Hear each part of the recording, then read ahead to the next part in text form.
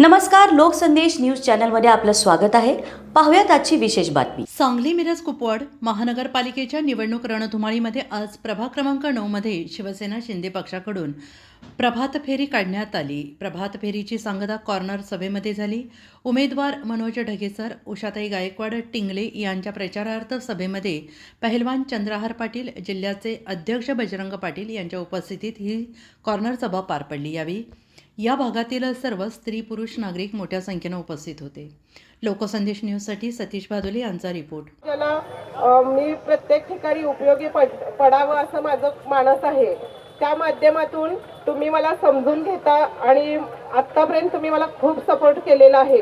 माझं नाव सगळं म्हणजे काय काम केले असतील ते सगळ्या बाबतीत तुमचं सहकार्य नेहमीच लाभलेलं आहे आणि इथून पुढेही वार्डातल्या बऱ्याच समस्या आहेत आपल्या, कारण 21-25 वर्षापासून चैत्रबन नाल्याचा प्रश्न हा नेहमीच आपल्याला धोकादायक ठरलेला आहे। कारण पाऊस वगैरे चालू झाला की प्रत्येक घरामध्ये पाणी शिरलं जातं किंवा आता प्रत्येक वॉर्डात आपण प्रचारासाठी फिरत असताना अनेक ठिकाणी हाच प्रश्न आहे की आमच्या गटरी भरलेल्या आहेत, आमच्याकडे नगरपालिकेचे लोक येत नाहीत किंवा ओपन प्लॉटमध्ये भरपूर दुर्गंधी पसरलेली आहे, पाणी पसरलेलं आहे। अशा बऱ्याच समस्या घेऊन सगळ्या लोकांच्या आमच्याकडे तक्रारी आहेत आणि मला खात्री आहे की आज शिवसेना एकनाथ शिंदेजी साहेब राज्याचे उपमुख्यमंत्री यांच्या माध्यमातून या पक्षामध्ये ही सर्व कामे केली जातील याची मला पूर्णपणे खात्री आहे। कारण शिंदे साहेबांचं नेतृत्व असं आहे की जिथं गरज असेल तिथं ते नेहमीच उभे राहिलेले आहेत आणि त्यांना सर्वात जास्त म्हणजे सामाजिक कार्याचं वेळ असल्यामुळे सर्वसामान्य लोकांची दखल घेऊन ते भरपूर काम करत असतात आणि त्यांच्याच म्हणजे त्यांच्या हात अजून बळकट करण्यासाठी आज आम्ही टेंगिल सर असू द्यात, ढगे सर असू द्यात किंवा मी असू दे, आम्ही आता मानसच घेतलेला आहे की नगरसेवक आपण त्या पदावर पोहोचल्यानंतर पहिला आमचं मानस असेल की वार्डाचा विकास करणं आणि त्याच माध्यमातून लोकांच्या काही समस्या असतील त्या सोडवण्यासाठी आम्ही कायमच कटिबद्ध राहू।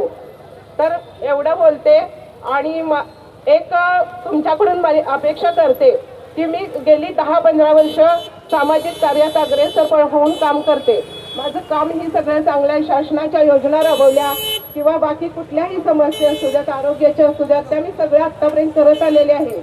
यावेळेला तुम्ही एक संधी शिवसेनेला द्यावी आणि वार्डाचा विकास किती वेगाने पसरणार याच्याकडे तुमचं सगळ्यांचं नक्कीच लक्ष असेल आणि खूपच चांगल्या पद्धतीने आम्ही काम करू एवढी ग्वाही देते। फक्त अधिकृत उमेदवारांच्या प्रचारार्थ कोपरा सभा आयोजित केलेली आहे।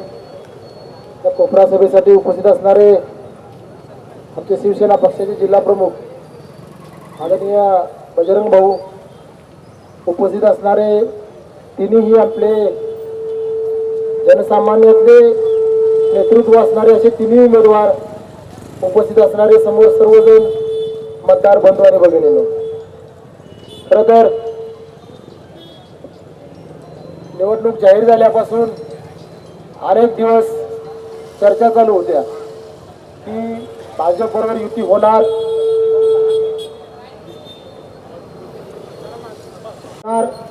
किंवा नाही होणार किंवा किती जागा घ्यायच्या, आपण किती जागेवर लढायचं, अनेक दिवस चर्चा चालू होती। आपले सर्व उमेदवार तयार होते, पण अगदी शेवटच्या टप्प्यापर्यंत आल्यानंतर 13 जागेवरनं 8 जागेवर आलो, 8 जागेवरनं परत 5 जागेवर आलो। पण खरं म्हटलं जातं जे होतं ते चांगल्यासाठी होतं।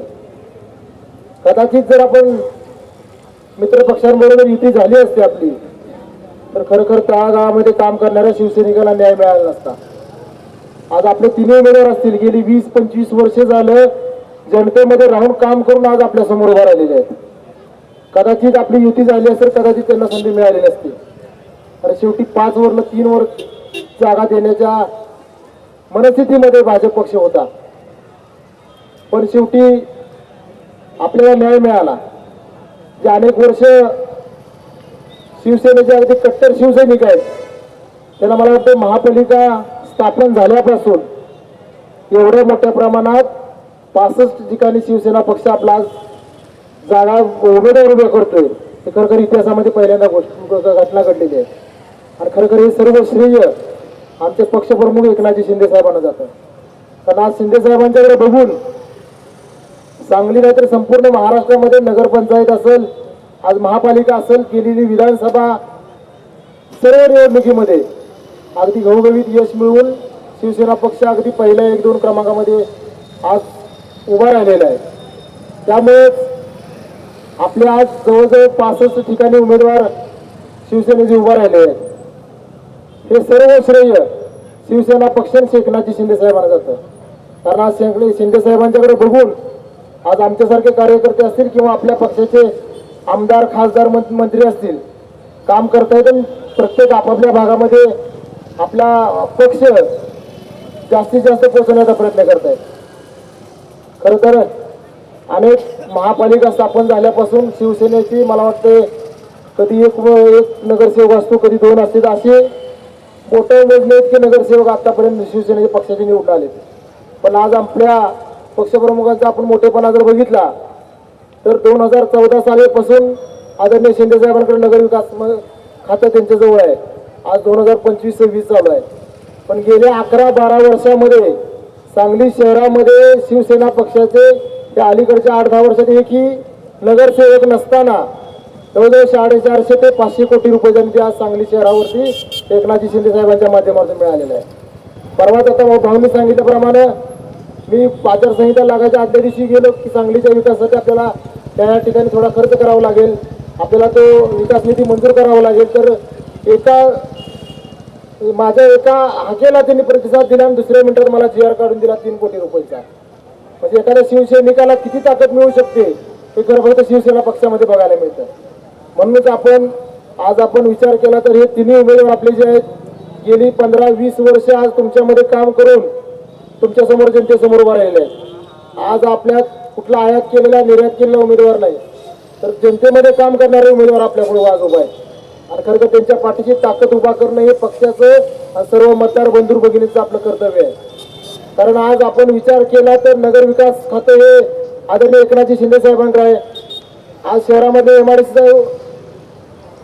MIDCचा जर आज खरं काय पलट करायचा झाला तर ते आपले मंत्री उद्योग मंत्री उदयजी सामंत साहेबांकडे उद्योग खातं आहे. सामाजिक न्याय असेल, रोजगार हमी असेल, असे अनेक खाती शिवसेना पक्षाकडे आहेत. त्या पक्षाच्या खात्याच्या मार्फत आपण या प्रभागाचा चेहरा मोहरा बदलू शकतो. म्हणून येणाऱ्या काळामध्ये आज हे सर्व शिवसेना पक्षाच्या अधिकृत उमेदवारांच्या धनुष्यबाण या चिन्हासमोर बटन दाबून एकनाथ शिंदे साहेबांचे हात बळकट करण्यासाठी सांगली महापालिकेत जास्तीत जास्त नगरसेवक आपले गेले पाहिजेत. त्यासाठी आपण सर्वांनी प्रयत्न करावेत. आज इथं जे उमेदवार आहेत खरं येणाऱ्या काळामध्ये किंवा 16 तारखेला यांची विजयाची सभा पण या चौकामध्ये होती. एवढ्या शुभेच्छा तुम्हाला देतो आणि थांबतो. जय हिंद, जय महाराष्ट्र.